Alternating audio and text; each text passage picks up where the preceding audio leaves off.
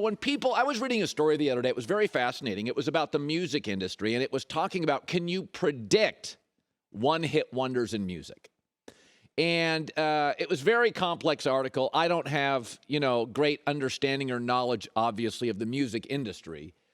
But it was fascinating that there were arguments to be made. Stanford professors, people had gone out, and you can kind of tell why people are one-hit wonders and what success is repeatable.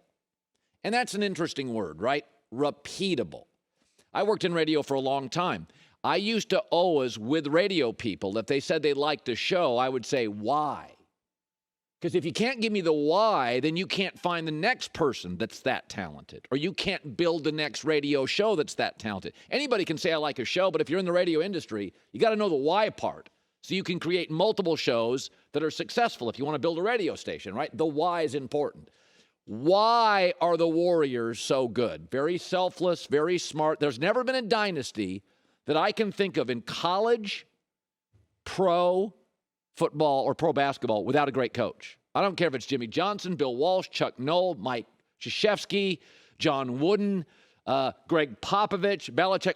All the dynasties have a great coach. Kevin Durant, KD, don't think they need one. You do. But I want to talk about the Warriors. Why are they beating Denver? Why do they look so good? Suddenly now, everything's lined up perfectly in the playoffs. Steph is conveniently healthy.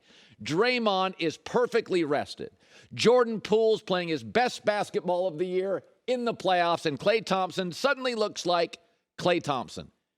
They're actually averaging more. Klay, Poole, and Draymond are averaging more in the playoffs than they did at any point in the regular season. Why?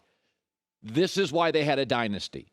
They rested Draymond. They trusted him and rested him. They rested Steph. Steph said, I'll come off the bench. Everybody in San Francisco has been watching this since the All-Star break. They've been watching Jordan Poole become a star.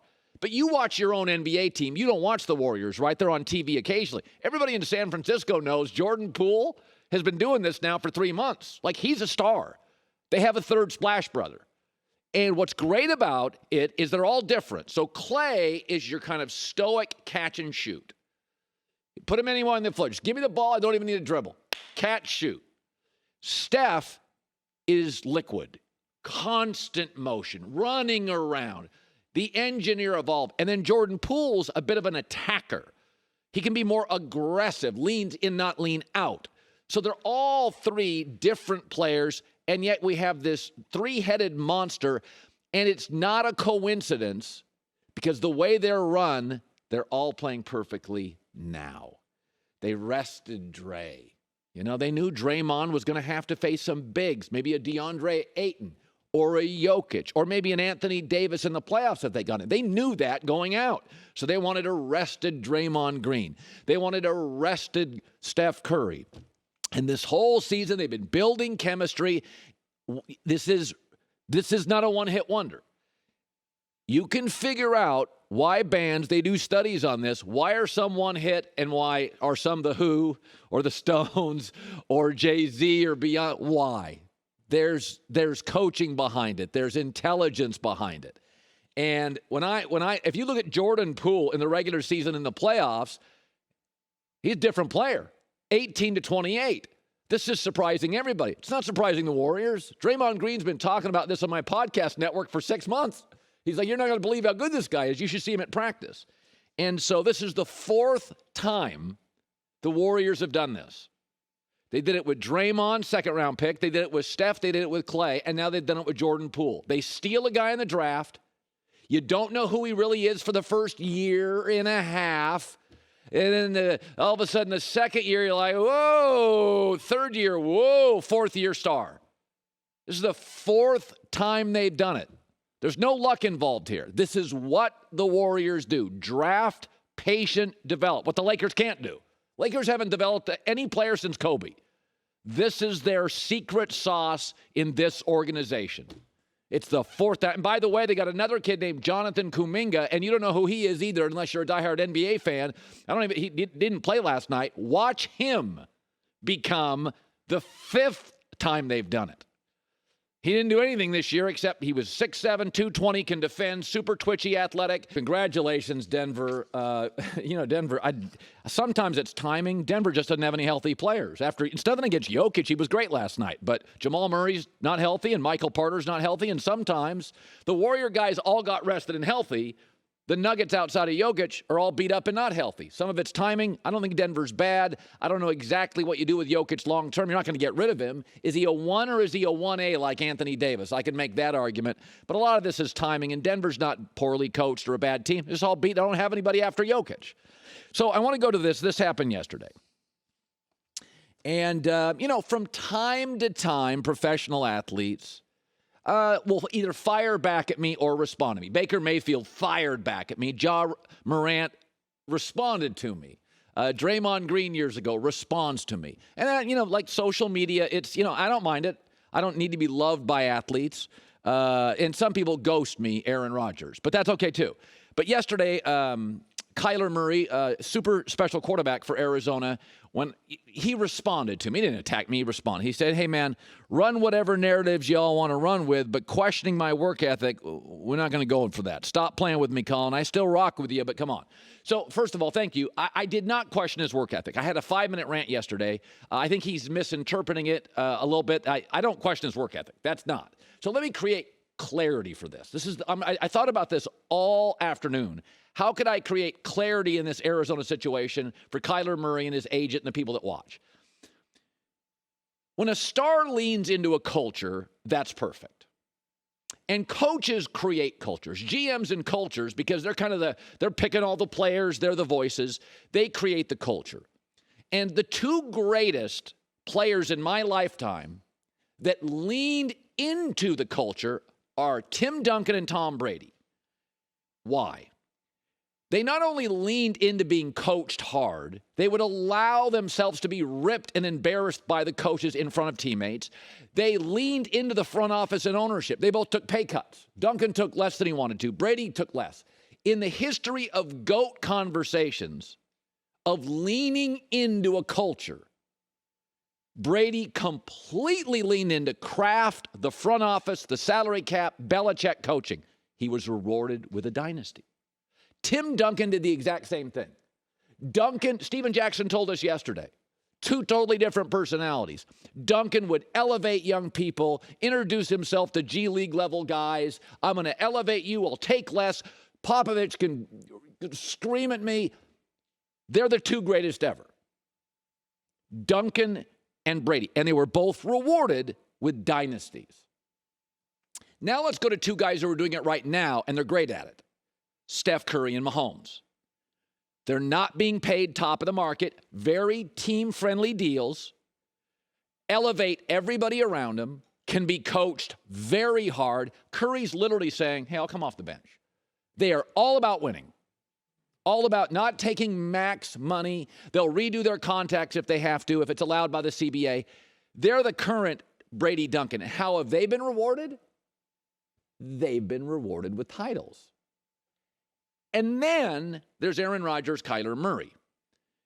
It's harder, as I said yesterday, to build cultures around them. Why? Well, they want to be either be paid early or the most. All right, that makes it harder for everybody. So Kyler wants to be paid early, and Aaron wants to be paid the most. They both air some of their grievances publicly. Duncan and Brady didn't do that. That's not what you want to do. That creates drama. Everybody's walking on eggshells. That's not good for the culture. Also, both of them, doesn't make them a bad person. I don't think Aaron Rodgers is a bad person or Kyler's a bad person.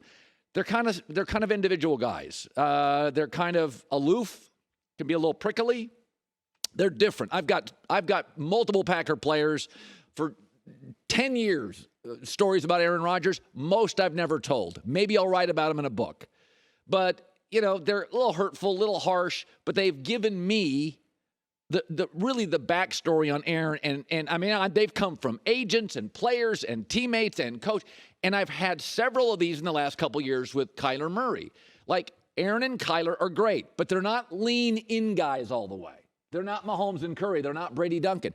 And it is harder to win. You're not going to get dynasties with either of them. You're not going to get a dynasty with Kyler or Aaron, although they're good enough to. You got to lean in. It doesn't make them bad guys, but they are unique and at times make it more difficult. So the question always becomes, are you a lean-in guy or just a star and a rich guy?